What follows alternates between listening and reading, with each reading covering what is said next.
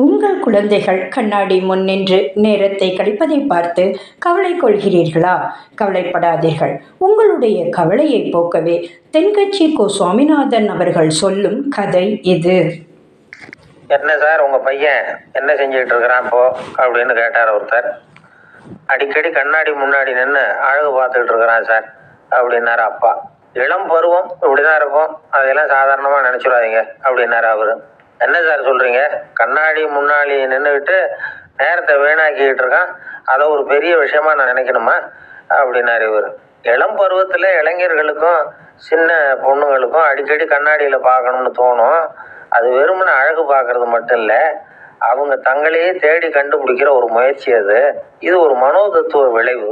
இது வரைக்கும் சின்ன பிள்ளையா இருந்துட்டோம், இனிமே நாமளும் மற்றவங்க மாதிரி மனிதர்கள் தான் அப்படிங்கிற உணர்வு அவங்களுக்கு வருது.